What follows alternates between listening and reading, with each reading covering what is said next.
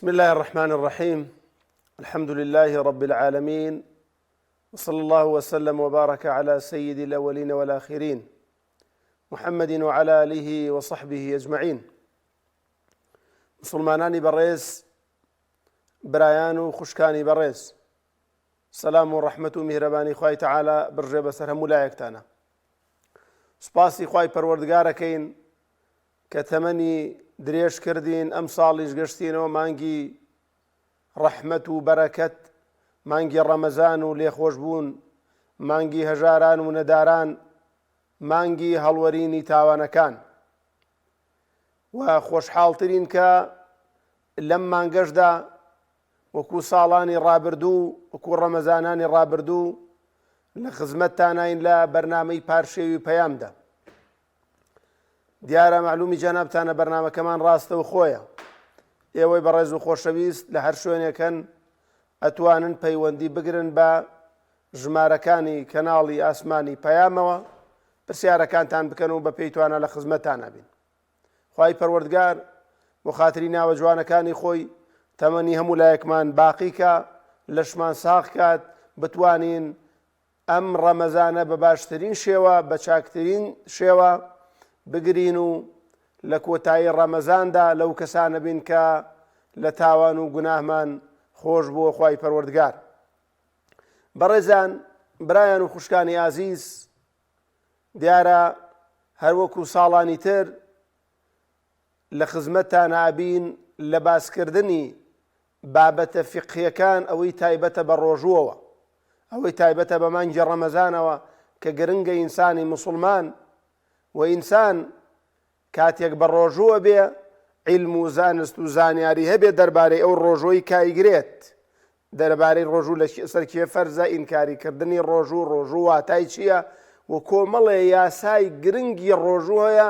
هەموو ئینسانێکی موسڵمان گرنگە بیزانێ. بەڕێزان، ئێمەش لە خزمەتتان نابین لەم مانگەدا لە بابەتی فقهی ڕۆژوودا بە ئیزنی خوای پەروەردگار ئەوەی پەیوەندی بە ڕۆژوە بێ لە خزمەتتان باسێکین. خوای پەروەردگار لە من و ئێوەش خۆش بێت. خوای پەروەردگار هەموو ئەم هیلاکی و ماندووبوونە بۆ ئێمە و بۆ جەنابتان کە دانیشتون بە دیار بەرنامەکەەوە، بۆ برایانی پشتی کامێرە، خوای تەعالا بیکاتە مای خێر و بەرەکەت، نیەتمان هەرتەنها بۆ خۆی بێت. ئەوە گرنگە بیزانین بەڕێزان لە سەرەتای بابەتی ڕۆژوودا، بابەتی ڕۆژوو معنای چییە؟ طبعاً ڕۆژوو بە معنای خۆگرتنەوە دێت. جا خۆگرتنەوە لە خواردن بێ یان خۆگرتنەوە لە قسە بێت، وەکو مەریەم فەرمووی ئینی نەذەرت للڕەحمانی صەومە، کاتێککە فەرمویان قسە بکە، فەرمووی ئینی نەذەرت للڕەحمانی صەومە، من نەزرم کردووە بۆ خوای پەروەردگار صەومە، یعنی کە بێدەنگ بووم، کە قسە نەکەم، کە خۆم بگرمەوە لە قسە. ئیدەن خۆگرتنەوە لە قسەیش و خۆگرتنەوە لە خواردن و خواردنەوە ئەمە لە لوغەویدا بە معنای ڕۆژوو دێت. بەڵام کاتێکە ئەفەرمووین ڕۆژوو وە صەوم لە معنای فقهیدا بەو کاتە دێکە ئینسان لە بانگی بەیانیەوە خۆی ئەگرێتەوە لە خواردن هەتاوەکو بانگی مەغریب، بە معنای ئامەدی ئەمە ڕۆژۆکەیە. خۆگرتنەوە لە خواردن، لە خواردنەوە لە ئەو شتانەیە بێتە هۆکاری کەمبوونەوەی ئەجر و پاداشتی ڕۆژۆوان. چونکە بەڕێزان هەندێک شتمانەیە ڕاستەوخۆ ڕۆژوو بەتاڵەکاتەوە کە باسیەکەین، و هەندێک شتمانەیە ئەجر و پاداشتی ڕۆژوو کەمەکاتەوە، یعنی ڕۆژۆکە بەتاڵ ناکاتەوە، بەڵام ئەجر و پاداشتی ڕۆژۆکە کەمەکاتەوە بە شێوازێک کاتێککە فتارەکاتەوە تەنها برسێتەکەی بۆ ماوەتە خوا پەنامان بن. پاشان بابەتی ڕۆژوو بەڕێزان و خۆشەویستانم، دیارە فەرزبوونی ڕۆژوو لەسەر ئومەتی پێغەمبەری خوا صلى الله عليه وآله وسلم بە سێ قۆناغا تێپەڕیوە. یعنی یەک قۆناغ نەبووە، بەڵکو بە تەدریجی وەکو حکومەکانی تری شەریعەت بە سێ قۆناغی جیاوازدا تێپەڕیوە تا خوای پەروەردگار لەسەر موسڵمانانی فەرز کردووە. قۆناغی یەکەم بە ڕۆژووبوونی عاشوڕا بووە. سەرەتا ڕۆژووی عاشوڕا لەسەر موسڵمانان فەرز بووە. پاشان لە دوای ئەوەی کە ڕۆژووی عاشوڕا لە مانگی محەڕەمدا قۆناغی دووەم دێتە پێشەوە، قۆناغی تەخیرە واتە بە ڕۆژووە بن یاخود فیدیادەن لە جاتی ڕۆژوەکە. خوای پەروەردگار لە ئاەتێکدا لە سوورەتی البەقەرەدا فەرمێ لە ناوەڕاستدا فەرمێ وعلى الذين يطيقونه فدية طعام مسكين فمن تطوع خيرا فهو خير له وأن تصوموا خير لكم إن كنتم تعلمون. ئەمە خۆناغی دووەمە لە بابەتی فەرزبوونی ڕۆژوودا کە یان دانی خواردنە یان بە ڕۆژوو بوونە. خۆناغی سێم دێتە پێشەوە کە تەخیر نامێنێ واتە سەرپشکبوون نامێنێ بەڵکو فەرزە. قورآنی پیرۆز فەرمووی شهر رمضان الذي أنزل فيه القرآن هدى للناس وبينات من الهدى والفرقان فمن شهد منكم الشهر فليصم. هەر کەسێک گەشتە مانگی ڕەمەزان مسلمانانە بێ بە ڕۆژوو بێ. ئیذەن فەرزبوونی ڕۆژوو بە سێ قۆناغدا تێپەڕیوە بەو شێوازەی کە لە خزمەتانە باسم کرد و پێغەمبەری خوا صلى الله عليه وآله وسلم بۆ خۆی 9 دانە ڕەمەزان بە ڕۆژوو بووە. پێغەمبەری نازدار صلى الله عليه وآله وسلم ساڵی یەکەم کە ئاگاتە شاری مەدینە ڕۆژووی لەسەر واجب نەبووە ڕۆژوی ڕەمەزان بەم شێوازە و ساڵی یانزەی کۆچیش دیارە وەفاتی کردو پێغەمبەری خوا صلی الله علیه و آله وسلم بۆیە پێغەمبەری نازدار و نوری چاومان 9 ڕەمەزان بە ڕۆژوو بووە. ئەمە ئەم ڕۆژوەی کە ئاوا فەرزە ئینکاریکردن هەر کەسێک ئینکاری بکات بڵێ من قەناعەتم وایە ڕۆژووی ڕەمەزان فەرز نییە واجب نییە ڕەتدانەوەی ئاەتی خوای پەروەردگارە خوا پەنامان برا لە دین پێچێتە دەرەوە. هەر کەسێک ئینکاری ڕۆژووی مانگی ڕەمەزان بکە ئینکاری ڕۆژوو بکە لە ئیسلامدا کە بڵێ وجودی نییە ڕۆژووگردن لە ئیسلامدا ڕۆژوو نییە بە عیلمیشەوە ئەم ئینکاریە بکە پێچەوانەی و دژی پایەک لە پایەکانی ئیسلام وەستاوەتەوە. چونکە پێغەمبەری خوا صلی الله عليه وسلم فەرمووی بنی الإسلام على 5 یەکێک لەوانە باسی ڕۆژووی کرد پێغەمبەری خوا صلی الله یعنی ئیسلام لەسەر 5 پایە بنیاد نراوە یەکێک لەوانە فەرمووی ڕۆژووی مانگی ڕەمەزانە. ئیدەن هەر کەسێک ئینکاری بکە خوا پەنامان بە ئینکاری ڕۆژووی مانگی ڕەمەزان بکە لە دین پێچێتە دەرەوە ئەگەر بە عیلم و ئینکاری بکات. ینی بڵێ من ئەزانم ئەمە ڕۆژووە لە قورئانە باس کراوە بەڵام ئەسڵ و ئەساسی نییە بەڵام وجودی نییە بەڵام واجب نییە ئەمە خوا پەنامان بە کاریی خراپە. پاشان بابەتێکی ترکە پەیوەندی بە سەرەتای ڕۆژووەوە ئێمە یعنی چۆن مانگی ڕەمەزان دیاری بکەین ئەمە ڕەمەزانە. دوو ڕێگەمان هەیە لە شەریعەتدا بۆ دیاریکردنی سەرەتای مانگی ڕەمەزان کە لێوە بە ڕۆژوو بین. یەکەم بینینی مانگە بەڕێزان بینینی مانگ جاگەر بینینی مانگ لە ڕێگەی چاوە بێ یا لە ڕێگەی ئامێرە پێشکەوتوەکانەوە بێ یا هەر لە ڕێگەی هەر ئامێرێکەوە بێ کە لە دوا ڕۆژدا ئامێری پێشکەوتووە و دروست ئەکرێ. گرنگ ئەوەیە بینینی مانگە. هەر کاتێک مانگ بیندرا ئەوە ئیتر واجبە ئینسان بە ڕۆژوو بێت. مانگی ڕەمەزان بینرا مانگەکە کە بینرا تەماشایان کرد ئەوە واجبە ئەمە ڕێگەیەکیانە. بەڵام من دێجار مانگ نابینرێ بەڕێزان یعنی دنیا تەمە مەسەلەن ینی وەزعەیەکە مەسەلەن مانگ نابینرێ ئەو کاتە ڕێگەی دووەم دێتە پێشەوە کە تەواوکردنی مانگی شەعبانە. پێغەمبەری خوا صلی الله عليه وسلم لە فەرمایشدا فەرموویەتی دەربارەی ثابتبوونی مانگی ڕەمەزان فەرموویەتی صوموا لرؤيته بە بینینی مانگ بە ڕۆژوو بن. ئەگەر مانگتان بینی بە ڕۆژوو بن و هەروەها لەو سەریشەوە ئەگەر مانگتان بینی بیشکێنن ڕەمەزان تەواو بووە.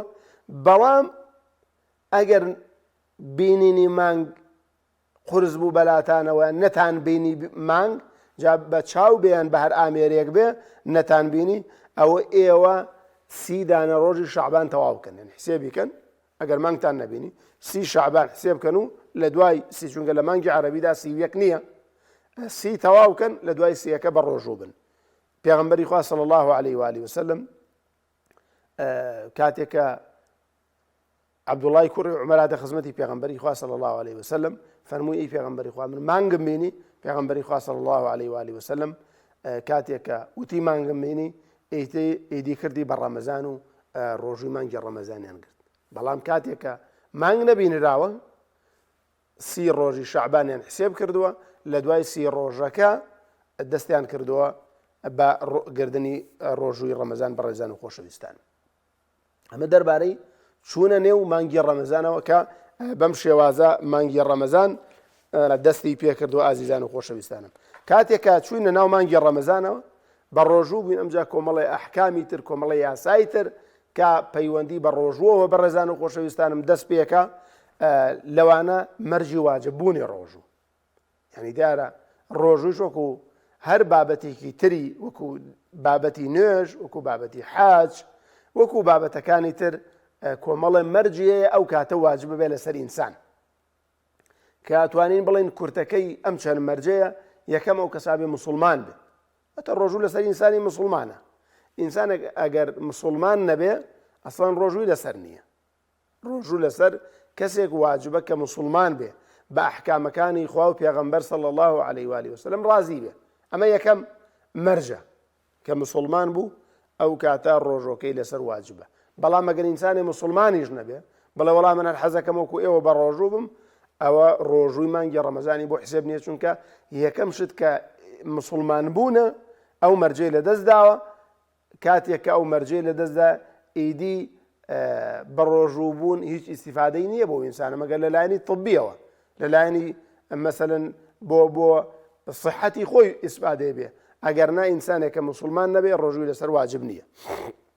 و هەروەها بالغ بوون بەڕێزان مەرجی دووەم کە دێتە پێشەوە بالغ بوون لەسەر برایان و لەسەر خوشکان هەر کاتێک کە منداڵ واجب ڕۆژووی کاتێک لەسەر واجبە بێ کە بالغ بن بەڵێ لە 7 ساڵەوە فەرمانیان پێەکەی وەکو چۆن پێغەمبەری خوا باسی نوێژی کرد تا 10 ساڵی ئەگەر لە 10 ساڵی نەیکەن ڕۆژوش بە هەمان شێوەیە هەمان حکمی نوێژیەیە لە سەردەمی پێغەمبەردا صلی الله عليه و آله وسلم منداڵان بە ڕۆژوو بوونە تەنانەت کاتێک بە ڕۆژوو بوونە یاری مناڵانەیان بۆیان کڕێ بۆی مەشغوڵیان کەن بۆی مەشغوڵیان کەن ڕۆژەکە بەرنە سەر بیریان چێتەوە برسێتی بۆی ڕایان بێنن لەسەر بە ڕۆژوو بوون بۆیە برایان و خوشکان کاتێک کە منداڵتان لە ماڵەوەیە هەوڵدەن بە منداڵی ڕایان بێنن لەگەڵ ئەم شەعیرانەیە لەگەڵ بە ڕۆژوو بوونە لەگەڵ نوێشکردنە لەگەڵ خێرکردنە ینی ڕایان بێنن با بر و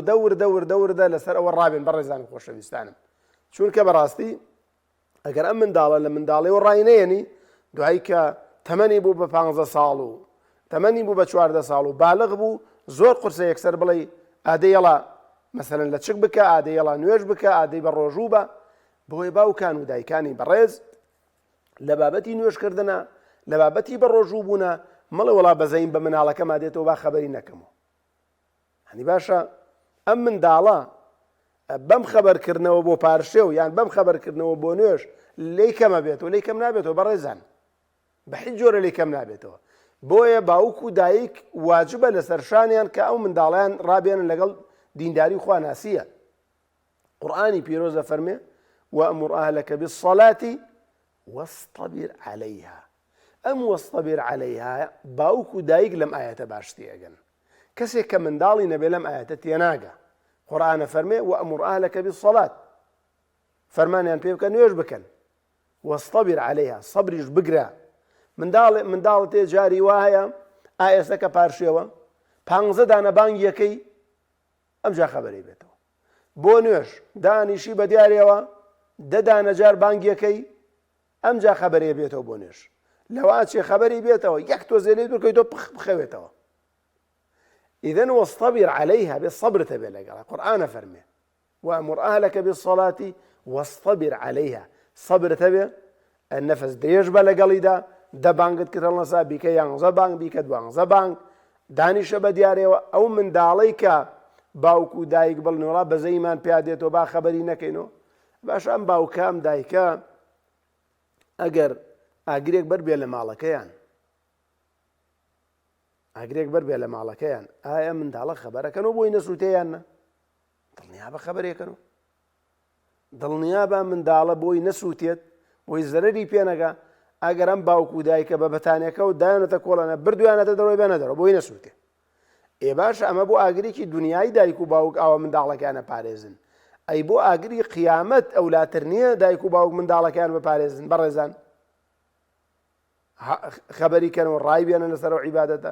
بۆیە بەڵێ لە بالغبوونەوە واجبە لەسەری پێویستە لەسەری فەرزە لەسەری لە پێش بالغبوونەوە ئەم منداڵە ئەگەر نەشی گرێ گوناهبار نابێت بەڵام باوک و دایک ئەبێ وردە وردە ڕای بێن لەسەر عیبادەت و بەندایەتی بەڕێزان و خۆشەویستان.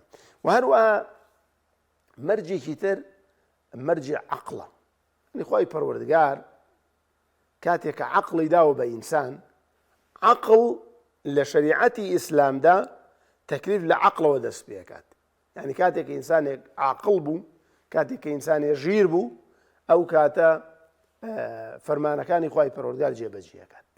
بەڵام ئەگەر ئینسانەکە خوا پەنامان بە لە ڕووی عەقڵەوە کێشەی بوو ناتەواوی بوو لە ڕووی عەقڵەوە ئەوە ڕۆژووی لەسەر واجب نییە. نە نوێژی لەسەر واجبە نە نوێژی نە ڕۆژووی لەسەر واجبە نە هیچ حکمێکی ئیسلامی لەسەر واجبە. چونکە ئەمە شەرتێک لە شەرتەکانی تەکلیفی لەدەست داوە کە عەقڵە کە عاقڵ بوونە. ئێکە عەقڵەکەی لەدەستدا ئەوە ئەولاترە بەڕێزان و خۆشەویستانم شتی تری لەسەر نییە. پاشان بابەتێکی تر کە گرنگە ئینسانی موسڵمان بیزانێت ئەو شتانن کە ڕۆژوو بەتاڵەکەنەوە. بەڕێزان هەندێک شتمان هەیە ڕۆژوو بەتاڵەکاتەوە. بە کورتی بەڕێزان و خۆشەویستانم نۆ شتمان هەیە ڕۆژوو بەتاڵەکاتەوە هەرچەنێ لە دانەیەکیانە خلافی تایە. ئەو شتانەی کە ڕۆژوو بەتاڵەکەنەوە گرنگە برایان و خوشکان بیزانن کاتێک ئەڵێن ئەم شتانە ڕۆژوو بەتاڵەکەنەوە لە ڕۆژووی ڕەمەزاندا لە دوای بانگی بەیانی هەتا پێش بانگی مەغریب یەکێک لەمانە ڕوو بدەن بەسەر ئینسانە بێن ڕۆژۆکەی بەتاڵە بێتەوە. ئەگەر بۆ یەک لەحزەش بووە ڕوو بدا لە ئینسان ڕۆژۆکەی بەتاڵە بێتەوە. ئەو شتانەشی کە ئەو نۆشتەشی کە ڕۆژوو بەتاڵەکەنەوە کە ئەرزمکردنێکیان خلافی لەسەرەکە باسیەکەین ئەو نۆشتەی کە ڕۆژوو بەتاڵەکاتەوە ئەمانن بەڕێزان. یەکەم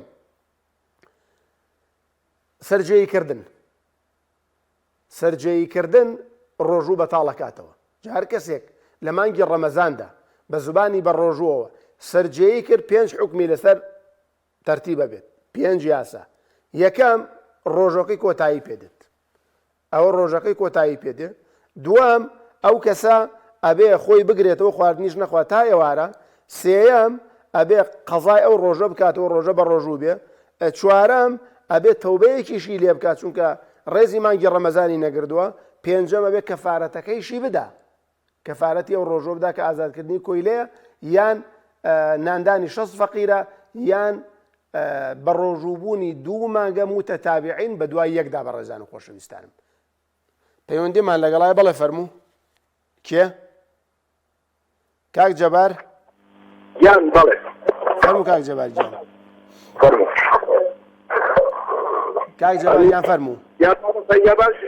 یا ڕەبی خوا بتپارێزێ چاوەکەمی باش بە ماوسەر خوا لێت ڕازی بە کاک جەبار گیان باری تۆ بشاری بدی مامۆسای گیان. یا ڕەبی خوا بتپارێزێ کاک جەبار گیان لە خزمەتتان مامۆسای گیانەیە پرسیار وەڵا لە خزمەتتان. وەڵای من نەخۆش ماوە دەوری 12 ساڵە دەجێت مامۆسای بەڕێز. سوبحان الله یا ڕەبی خوا شفات بە. دوای خێری بێت. یا ڕەبی خوای گەورە بۆ خاتری گەورەی قورئان بۆ خاتری ئەم کاتە پیرۆزە کە کاتی گیرابوونی دوعای خوای تەعالی شیفات بداوە یا ڕەبی خوا دڵت خۆش کات. قوربان ماڵ پرسیارەکەیش ماوەیە چۆندەی نیژت پێوەی مامۆسای بەڕێز. گیان چۆندە پێ بڵێ چۆندە بڵێ. بەڵێ سۆندەت پێوەیە. لەبەرەو ژوورەی خێزان نوێش بڵێن نێزەکە دروست دروستان وایە. سۆندەکە بەکوێتەوەیە کاک جەبار گیان؟ مای بەزەکەر وە بلات. پرسیارەکە دەربارەی نوێژەوانیە؟ بەڵێ هەنداوەیە پرسیارەکەم کەم نوێژی تا و ژوورە نوێژی تا دروست زان وایە خۆشم نوێژەکەم. ئینشاءڵڵا وەڵام تەدەمەوە کاک جەبار گیان بەسەر هەردوو چاوم. شايب لي ما قلت هذا خوش زور ممنون خوای گەورە بتپارێزێ. خواهي قولة تمني تجزي خالد ڕازی بێ. دیارە کاک جەبار پرسیاری ئەوەی کرد کە 12 ساڵ نەخۆشە یا ڕەبی خوای تەعالا شیفای بات. خوای تەعالا بە خاتری ناوە جوانەکانی خۆی ئەو نەخۆشیشی بۆ بژێڕێ بەمای کەفارەتی گوناه و بەرزبوونەوەی پلەکانی لای خوای پەروەردگار. ئیدی نە نەخۆشی تاسەرە و نە لەش ساغیش تاسەرە، نە دڵخۆشی تاسەرە، نە خەم و خەفەتی شەر تاسەرە. دنیایش تاقیکردنەوەیە یا بە نەخۆشییان بە هەژاریان بە شێوازێکی ترە. کاک جەباریش خوای تەعالا تاقی کردوتەوە بۆ پرسیارەکەی بوو کە سۆندەی پێوەیە دەربارەی نوێژەکەی. طبعاً نوێژکردن کاک جەباریان برایان و خوشکانی بەڕێزم یەکێکە لەو عیبادەتانەی کە نەکردنی نییە. نەکردنی نییە ئینسان هەر چۆنێ بۆی کرا ئەوە ئەنجامێدا. مەسەلەن ئەگەر بە پێوە توانی بە پێوە بیکە، ئەگەر نەیتوانی بە دانیشتنەوە بیکە، ئەگەر بە دانیشتنەوە نەیتوانی بە ڕاکشانەوە بیکە. ئەم برا بەڕێزەمان کە سۆندە بە زەکەریەوەیەتی هەر چۆنێک لە وەستانەکەی هەر چۆنێک توانی بۆی گونجا ئازار و ناڕەحەتی نەبوو بۆ شێوازە نوێژەکەی بکە. و دەربارەوەی کە سۆندەکەشی پێوەیە هیچ ئیشکالێکی تێدا نییە. هەر پێش کاتی نوێژەکە دەستنوێژ بگرێ و ئیدی ئەگەر مەسەلەن تەڕەیەکی شاتە دەرەوە هیچ کێشەیەکی دێ ئینشاڵڵا چکاوت نەخۆشیێکی بەردەوامەوە نییە مەسەلەن بەدەست خۆی بێ و ئینسانە بۆیە نوێژەکە دروستە هیچ کێشەیەکی تیانە هەوڵدا ئەگەر تەڕایەک شتێک دەرکەوت پێش نوێژەکە دەستنوێژ بگری بۆی کە هەر دەستنوێژت گرت یەکسەر نوێژەکە بکەی هیچ کێشەی تێدانێ نوێژەکەت کاک جەبارگیان خوای تەعالا شفات بە یا رب العالمین. جا پرسیاری ئەوەشی کرد کە ئایا خێزانم لەو ژوورەدا نوێژ کات دروستە یان دروست هیچ ئیشکالێکی تێدا نییە. هیچ ئیشکالێکی تێدا نییە. جەنابەت جلت لەبەرا بێ، جەنابەت مەسەلەن جلت لەبەرا نەبێ، خێزانت لەو ژوورەدا نوێژ بکە، هیچ ئەم نەخۆشیەی تۆ هیچ زەرەری بۆ ئەو نییە. هیچ زەرەرێکی بۆ ئەو نییە مەگەر جەنابەت لە پێش ئەوە نوێژ بکەی ئەو تەماشات بکە داڵغەی بڕۆ ئەوش نوێژەکەی دروستە. نوێژەکەی هەر دروستە بەڵام وا باشترە لە ڕووی قیبلەیەوە نەبیت بۆی کە داڵغەوشتی بۆ لای نەخۆشەکەی جەنابەتنێ ئەگەر نا هیچ ئیشکالێکی تێدا نییە. خێزانە لەو ژووریان نوێژەکە کەسێکی تر لەو ژووریان نوێژەکە لە ڕووی شەرعیەوە هیچ ئیشکالێکی تێدا نییە. کاک جەبارگیان خوای گەورە شیفات بۆ بنێرە بە خاتری ناوە جوانەکانی خۆی. جا بەڕێزان باسی ئەومان کرد کە نۆ شتمانەیە ڕۆژوو بەتاڵەکاتەوە. یەکێک لەوانە سەرجێیکردن بوو کە ئەرزمکردن هەر کاتێککە بە ڕۆژووی مانگی ڕەمەزان ئینسان ئەم کارە ساتی لێ قەوما بەڕاستی کارە ساتە ڕێزی مانگی ڕەمەزانی نەگەێت مەسەلەن ئەوە لە شریعەتی ئیسلامدا 5 یاسای بۆ دانراوە. دووەم شتکە ڕۆژوو بەتاڵەکاتەوە ئەوەیە کە ئینسان مەسەلەن بەدەستی خۆی تووشی لەشگرانی بکات. بەدەستی خۆی تووشی لەشگرانی بکات من ڕۆژوو بەتاڵەکاتەوە. ئەگەر ئینسان توانە و دەسەڵاتی خۆی تێدا نەبوو کە پێوترێ ئیحتیلام بوون لە کوردەوارای پێوترە شەیتانی بوون ئەو هیچ کێشەیەکی نییە خەوتووە بە دەسەڵاتی خۆی نەبووە تووشی ئیحتیلام بۆ ڕۆژۆکەی بەتاڵ ناکاتەوە. بەڵام بەدەستی خۆی ئەم ئینسانە خۆی تووشی لەشگرانی بکە ئەوە ڕۆژۆکەی شکێ بە ڕێزان و خۆشەویستانم. بەڵێ فەرموو کاک حەمزەجیان. السلام عليكم. عليكم السلام ورحمة الله كاك حمزة. أخوة سلامتي دەستخۆشی بەرنامە بۆ يا ربي خوای گەورە بتپارێزێ کاک حەمزە گیان. يا أخوة والله ما مستعجل حەزەت یەک پرسیارم هەیە. فەرموو لە خزمەتتەم. ئەوژە دەبارەی ئەوەیە بڵێن کە ڕۆژوو ئەشکێت بڵێن دەمودان بشێن بڵێن دە ڕۆژی بەتاڵەکاتەوە. چی فەرمووت؟ ماژیمی دەمودان عەفو بڵێن ڕۆژی بەتاڵەکاتەوە ڕۆژە چی ڕەمەزان؟ دەمودان شۆردن. ئەمە مەسەگیارە وەڵام. طبعا کاک حەمزە گیان دەمودان شۆردن بە ڕۆژووی مانگی ڕەمەزان کاتێک کە ئینسان بە ڕۆژووە بێ هیچ کێشەیەک لە ڕۆژەکەیدا دروست ناکات. شۆردنی دەمودان بێ، پاکردنەوەی دەمودان بێ، هەڵکێشانی دان بێت ئەمە لە ڕووی شەرعیەوە با خوێنیشی لێبێ ڕۆژوو بەمانە ناشکێت. باش نێ کاک حەمزە گیان خوای گەورە بتپارێزێ. خوالت رازي بربي خوابت بارزي يا خوا محفوظ بي جاب الرزان عندي اشتي شيء طبعا روجو بطالنا كاتو كيما باسيكين ان شاء الله كومال اشتمان هي روجو بطالنا كاتو كي شكل لو انا دمودان شوردنا انسان بزباني بالروجو مثلا سيواق بكارينه يعني دموداني اشوا امانه الروجو بطالنا كاتو كي ان شاء الله لخدمتنا بتفاصيل باسيكين سيمشت كان روجو بطالنا كاتو برزان خواردن وخواردنوي بانقصد انسانك بانقصد او اخواتو بانقصد خواردن اخوات جگەرە اخوا مثلا امانه روجو بطاله كنا يعني كابلا جگەرە اخوا مثلا بنيشتك خاطر دميوه نان اخوا او اخوا اما روجو بطاله كاتو بانقص بلان بنزانين انسان با لبيري شو بالروجو پرداخی ئاوە خۆ ئەگەر بینی طبعا بێ ئاگاداری کەیتەوە کەسێکت بینی کە ئەزانی بە ڕۆژەوە ئاوە خوا بێ پێی بڵێ کاکە تۆ بە ڕۆژووی ئاو مەخۆرەوە ئەگەر بە ئەنقەس بێ ڕۆژوە ئەشکێنێ بەڵام بە ئەنقەس نەبێ ئەگەر یەک تەشتێنان بخوا ڕۆژۆکەی پێ ناشکێت. کاک حەمیدگیان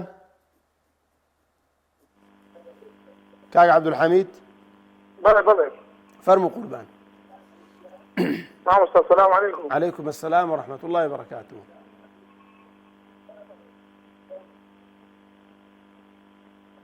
كاك عبد الحميد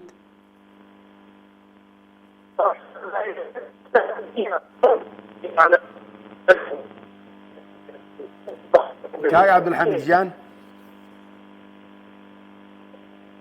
صوتك توزع قطع يا كاك عبد الحميد اگرها بڕۆژوولێکی تر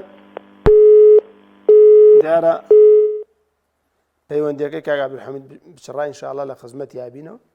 ئیدەن بەڕێزان خواردن و خواردنەوە بە ئەنقەست ڕۆژووی پێشکێت.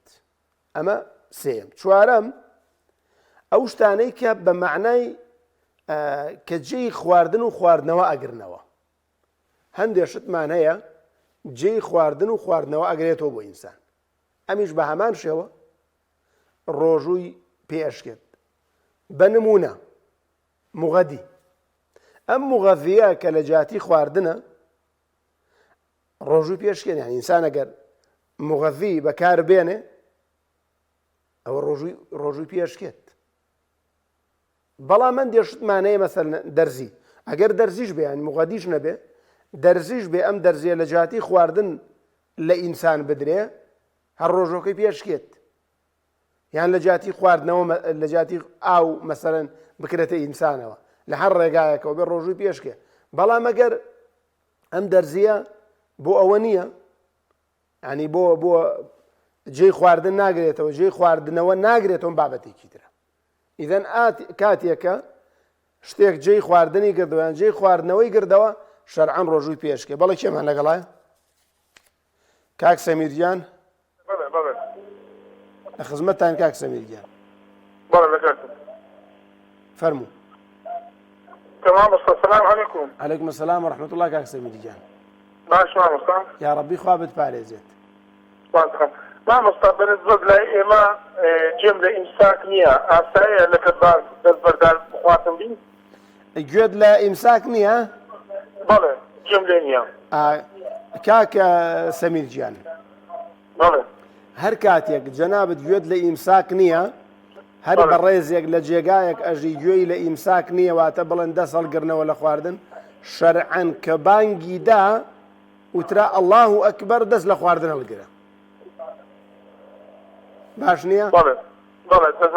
شەرعەن کە بانگی دا جەنابەت دەست لە خواردن هەڵگرە مادام گوێت لە هیچ نییە. بەڵام ئەگەر ئینسان پێشتر زانی مەسەلەن چەند دەقیقەیە پێش بانگ توانی دەست لە خواردن هەڵگرێت چونکە با تامی خواردنەکە لە دەمیان نەمێنێتەوە مەسەلەنەوە چێ لە ژێردانیا خواردن بمێنێتەوە شیرینی بێ لە قوڕیا بمێنێتەوە مەسەلەن ینی چەند دەقیقەیە پێش بانگ. بەڵام ئەگەر نەیزانی هەر نانی خوارد بانگیدا با لە کاتی بانگەکەیە کە بانگیدا دەست لە خواردن هەڵگرێ کاک سەمیرجان.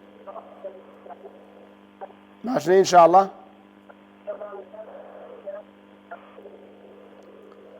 خوای گەورە خوا لێت ڕازی بێ کاک سەمیرجان یاخوا ساغ و سەلامەت بیت خوای گەورە پایدارت کە. ئیدەن بەڕێزان ئەرزم کردن چوارەم شتکە ڕۆژووی پێ ئەشکێت شتێکە جێی خواردن بگرێتەوە یاخود جێی خواردنەوە بگرێتەوە کە بەڕاستی ئەمڕۆ بابەتی مغەذی ئینسان دەتوانێت مەسەڵەن مغەذی بەکاربێنێ لە جیاتی خواردن بۆ مودەیەک بەکاری بێنێ کە ئەمەش بەڕاستی ڕۆژوو ئەشکێنێت یعنی کەسێک مغەذی بۆ هەڵواسن ئەوە ڕۆژووی پێ ئەشکێت. پاشان بابەتی حیجامە کە ئەرزم کردن ئەمە خلافی تایە بابەتی حیجامەکردن بەس لای ئیمامی ئەحمەد ڕەزا و ڕەحمەتی خوای لێبێ ڕۆژووی پێ ئەشکێت ئەگەر نا لای ئیمامی شافعی لا ئیمامی مالیک لا ئیمامی ئەبوو حەنیفە ڕەزا و ڕەحمەتی خوایان لێبێ ڕۆژووی پێ ناشیە بابەتی حیجامە بەڵێ دوو فەرموودەمانەیە یەکیانە فەرمێ ئەفطر الحاجم والمەحجوم بەڵام دیارە ئەوەی کە حیجامە ئەکا ئەویشی بۆ یەکە ڕۆژۆکەیان ئەشکێ بەڵام ئەم فەرموودە پێشتر بووە دوای فەرموودەیەکی تری پێغەمبەری خوا صلی الله علیه و آله وسلم ئەم فەرموودەی نەسخ کردوێتەوە احتەجەمە وهو صائم ئەنی حیجامەی کردووە کە بە ڕۆژوویش بووە بەڵام لە ئیمامی ئەحمەد ئەم بابەتە هەر ماوەتەوە ئیدەن ئەمەیان بوو کە ئەرزم کردن خلافێکی تیا لە بینی زانایانە. پاشان خۆڕەشاندنەوە شەشەم دانە کە ڕۆژووی پێشکێت خۆڕەشاندنەوەیە ئینسانێک خۆی بڕژێنێتەوە یعنی بە ئەنقەست ئەگەر نابڕێزان ئینسانێک مەسەلەن تووشی دڵەکزێ بێ ئینسانێک تووشی ماعیدەیەشا بێ لە ناکاوە ئەڕژێتەوە ئەمە لە ڕووی شەرعیەوە ڕۆژۆکەی ناشکێت ئەڕژێتەوە بەڵکو ئەو ڕشانەوە ڕۆژوو ئەشکێنە کە ئینسان بە ئەنقەست خۆی بڕژێنێتەوە ئەنی پەنجەیەکا بە قوڕگی خۆیان مەسەلەن خۆی ڕژێنێتەوە ئەمە لە ڕووی شەرعیەوە بەڕێزان و خۆشەویستان ئەمە کەسێک کە خۆی ئەڕژێنێتەوە ئەمە ڕۆژۆکەی ئەشکی ئازیزان و خۆشەویستان. حوتەم شت کە ڕۆژوو ئەشکێنێ ڕۆژوو ئینسان ئەشکێنە کەوتنە سووڕی مانگانەوە یان منداڵبوون خوشکێکی بەڕێز بە ڕۆژووە ئەگەر یەک لەحظە پێش بانگی مەغریب کەوتە سووڕی مانگانەوە ڕۆژۆکەی شکاوە وەکو چۆن ئەگەر یەک لەحظە پێش بانگی بەیانی پاک بوویەوە لە ڕووی شەرعیەوە ئەبێ بە ڕۆژوو بێت. تەنانەت خوشکێکی بەڕێز مەسەلەن پێش بانگی بەیانی پاک بووەتەوە ئەم خوشکە بەڕێزە با غوسڵەکەشی بکەوێتە دوای بانگی بەیانی ئیشکالێکی تێدا نییە بەڵام ئەبێ بە ڕۆژوو بێت مادام پێش بانگی بەیانی لە سووڕی مانگانە پاک بووەتەوە شەرعەن واجبە لەسەری بە ڕۆژوو بێ با خۆشوەردنەکە بکەوێتە دوای بانگی بەیانی و ئیشکالی تێدا نییە. ئیدەن ئەگەر خوشکێکی بەڕێز لە ڕۆژووی ڕەمەزاندا لە دوای بانگی بەیانی هەتا بانگی مەغریب کەوتە سووڕی مانگانەوە یاخود منداڵی بوو ئەو شەرعەن ڕۆژۆکەی ئەشکێت. ئەمە یەکێکە لەو شتانەی کە ڕۆژوو بەتاڵەکاتەوە منداڵ بوون ئەویش بە هەمان شێوە یعنی ئەگەر خوشکێکی بەڕێز منداڵی ببێ بە ڕۆژووە مەسەلەن هیچ ناڕەحەت نییە بە نمونە مەسەلەن چونکە ئینسانێ بوو خوشکێک بۆ خوشکێکی تر ئەگۆڕێ بەڵام منداڵی ئەبێ کاتێک کە منداڵی بووتر ڕۆژۆکەی ئەشکێ بە ڕێزان و خۆشەویستان.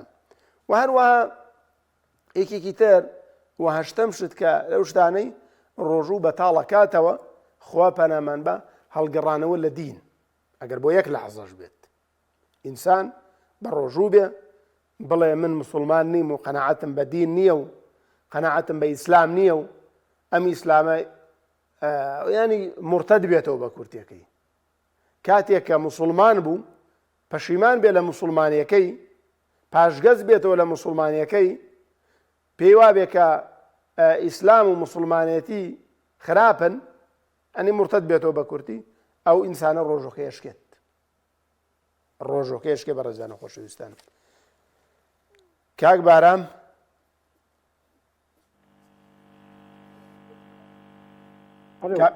کاک بارام گیان فەرموو کاک بارام گیان. السلام عليكم. عليكم السلام ورحمة الله كاك بارام جان. ما مسا جان والله من الحاجين أم فلاحاني خمان بابرين فرق خلقي جدك خمان همون تركتري هي برابي مرعاة يلون بيرات يلون لما عمل ري دينو للرجل وما مزاج هي بك خيرة بك أو كاك بارامجان مزاج حيواني مزاج حيواني بدوري حيوان ذاك اللي ماله هم كلاب خلو بغلطان كاك بارامجان أو مرعاني كايكيالن ملكي أو قندي ونيا والله ملكي أو فاشي عزية هم مساح كده على كل اللي عزية خوي تجاوز ذا أول مرعى بيكيله أول سلكة الشيء وبيكيله بلا كاك بارامجان طبعا پیغمبری خوا صلی الله عليه وآله وسلم لفرمایشتێکا فەرمێ خەڵکی لە چەند شتێکا شەریکن یەکێک لەوانە مەرعایە یەکێک لەوانە مەرعایە ینی شوێنی ها بۆ گەنجەکان باهینی کەین شوێنی لە وەرگا ئەو شوێنەی کە ئاژەڵ تێیا لە وەرە چووکە لەوەچە گەنجەکان نەزان مەرعاچیە ئەم شوێنی مەرعایانە موڵکی عامە کە موڵکی عام بوو جائیز نییە خەڵک بیکێڵێت هەنی تۆ ئەرزێکت هەیە شەرعەن ئەو ئەرزە بۆ تۆ حەڵاڵە بیکێڵیت لە ڕووی شەرعیەوە جا خۆ هەر کەسێک بێ و هەر مەرعایەکە بێ بیکێڵێ دوای چەند ساڵێکی تر جێگە نامێنە کە ئاژەڵ بلەوەڕێ مەسەلەن تێیدا بۆیە ئەو مەرعایانە ئەو شوێنی لە وەرگایانە شوێنی گشتین ئینسان حرامە شوێنی گشتی بۆ شخصی خۆی بەکاربێنێ ئێستا کانیاوەکان مڵکی گشتین لە ڕووی شەرعیەوە کانیاو ناکرێ ئینسان ئەم کانیاوەی گشتیە بڕا دەستی بەسەرا بگرێت بەڵێ ناڵم کەس ئاوی لێ بخوات مەرعایش بە هەمان شێوەیە بۆیە حرامە من نەسیحەتی ئەو برا بە ڕێزانە ئەکەم کە ئەرزە کێڵن کە خەریکی جووتن خەریکی دەغڵودانن ئاگادار بن ئەرزەکەی خۆیانەوە حەڵاڵە بیکێشن بیکێڵن بەڵام مەرعای عام لە ڕووی شەرعیەوە حرامە ئینسان بڕوا بیکێڵە مەگەر مەرعا زۆر بێ ئینسانێک بۆ خۆی بڕوا لە شاخێکدا لە جێگایەکدا ئەرزێکە بێ کەس خاوەنی نەبێ بۆ خۆی زیندوی کاتەوە کامە بەڕاستی ئەمڕۆ نەماوە بۆ شێوازە ئەگەر نا مەرعا کێڵان ئەوە گوناحە بەڕاستی موڵکی عامە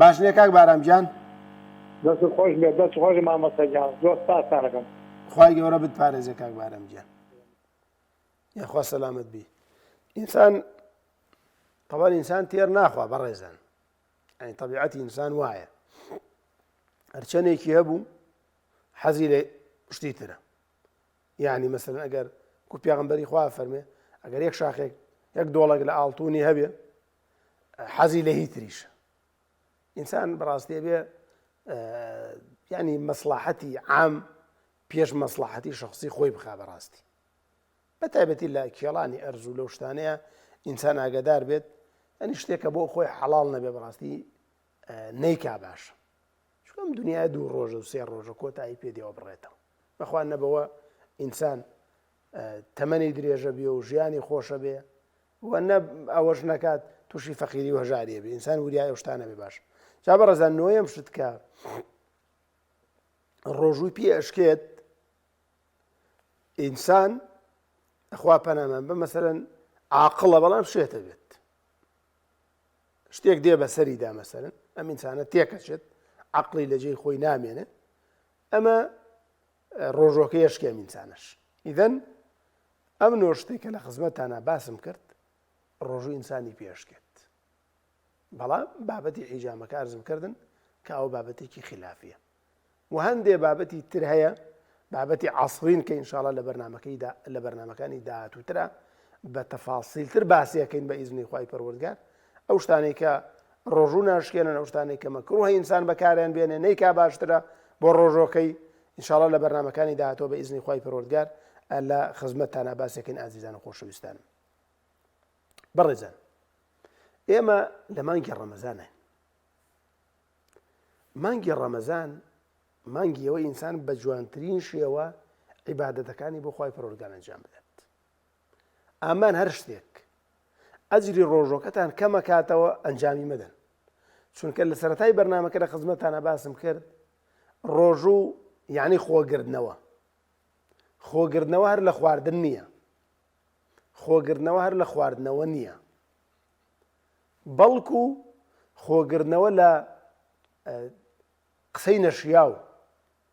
ڕەمەزان دەورەیەکی یەکمانگیە. ئینسان ئەبێ لەم دەورە یەکمانگیەدا خۆی ڕابێنێ لەسەر ژیانێک کە خوا لێ ڕازی بێت. خۆی ڕابێنێ لەسەر ژیانێک کە خوا لێ ڕازی بێت. ئەمە ڕەمەزانە بە هەموو ئینسانێک ئەڵێ خوای پەروەردگار کە ئینسان تۆ مڵکی خۆت نیت، تۆ خۆت خاوەنی خۆت نیت، خۆت خاوەنی ئەو پارە نیت لە گیرفانتایە، خۆت خاوەنی ئەو خواردنە نیت کە لە سەلاجەکەدایە، ئەو خوایە خاوەنێتی کە بانگدرا خۆشترین خواردنە بە نابێ بیخۆیت. چونکە خاوەنی خواردنەکە خاوەنی مڵکە خوای پەروەردگارە فەرمێ مەیخۆ، کەواتە تۆ خاوەنی نیت، خوایە خاوەنێتی جەلە جەلالوهو. وە کاتێک کە بانگیدا خاوەنی دەسەڵات و مڵک خاوەنی کەون کە خوای پەروەردگارە فەرمووی بخۆ، ئەبێ بخۆیت. تەنانەت جائیز نییە بڵێ وەڵام من ناخۆم ڕۆژۆکەم درێژەکەمەوە بەیانیشی بەدەمەوە ئەگرم. جائیز نییە.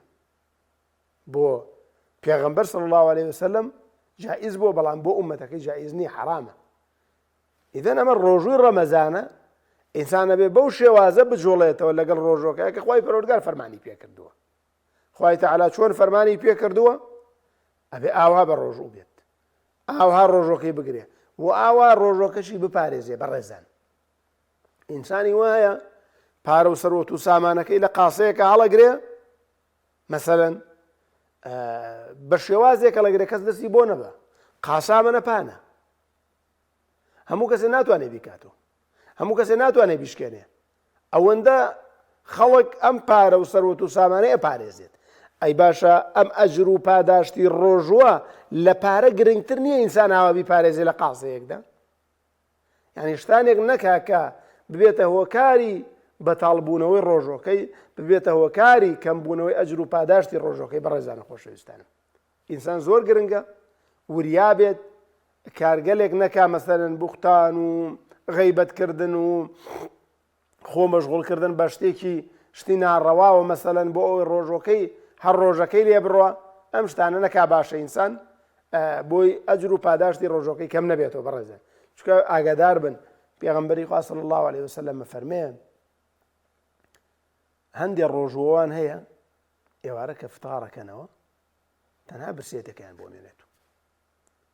دیارە کاتی بەرنامەکەمان کۆتایی پێاتۆ، لە کۆتاییدا لە خوای پەروەردگارە پاڕینەوە. یا ڕەبی خوایە بخاتری ناوە جوانەکانی خۆت، بخاتری ئەسما و صفاتی خۆت، یا ڕەب العالەمین ڕۆژی مانگی ڕەمەزانمان لێ قبوڵ کەیت. یا ڕەبی خوایە ڕۆژی مانگی ڕەمەزانمان لێ قبوڵ کەیت. یا ڕەبی خوایە و برا خوشکانی کە دانیشتون بە دیار بەرنامەکەمانەوە لە هەر شوێنێکی ئەم دنیایە گویان لێمانە. یا ڕەب العالەمین ئەگەر نەخۆشن شیفایان بەی، ئەگەر نەخۆشن شیفایان بەی، ئەگەر نەخۆشیان هەیە شیفای نەخۆشەکانیان بەی، ئەگەر کێشە و مشکیلیان هەیە بۆیان چارەسەرکە. یا ڕەب العالەمین ئەگەر قەرزارن قەرزەکەیان بۆ ئاداکەی، ئەگەر بەندکراون ئازادیان کە. یا ڕەب العالەمین ئەگەر منداڵیان نەبووە منداڵی ساڵحیان پێبەخشی، ئەگەر منداڵیان هەیە بۆیان ساڵحکەی. یا ڕەب العالەمین ئەگەر هاوسەرگیریان نەکردەوە خوایە هاوسەرگیریان بۆ ئاسانکەی. یا ڕەبی خوا لە گوناهی دایک و باوکمان خۆش بی، لە گوناهی مردۆکانمان خۆش بی، عاقبەتمان بەخێر بگێڕ. یا ڕەب العالەمین یا ڕەبی خوایە دڵی دەوڵەمەندەکانمان نەرم کەی، ئاگایان لە فەقیران و هەژاران و نەداران و بێنازان و هەتیوان بێ لەم مانگەدا. یا ڕەب العالەمین یا ڕەبی خوا لێتە پاڕێمەوە بخاتری ناوە جوانەکانی خۆت. ئەم بەرابەر ڕێزانە کە بەم نیوەشەوە بەم کاتە دانیشتون بەرنامە بۆ ئێمە تۆمارەکەن لە پشت کامێرەکانەوە، یا ڕەبی خوایە پاداشتیان بیتەوە، یا ڕەبی خوایە پاداشتیان بیتەوە. خۆیان و ماڵ و منداڵن لە ناخۆشی و نەخۆشی و نەکبەتی و نەهامەتی و قەرزاری و بێکاری بپارێزی. یا ڕەب العالەمین تا شەوێکی تر لە پارشەی و پەیامە بە خزمەتتان ئەگەینەوە. هەموو لایەکتان بەخوای پەروەردگار ئەسپێرم. وصلى الله على محمد وعلى آله وصحبه أجمعين.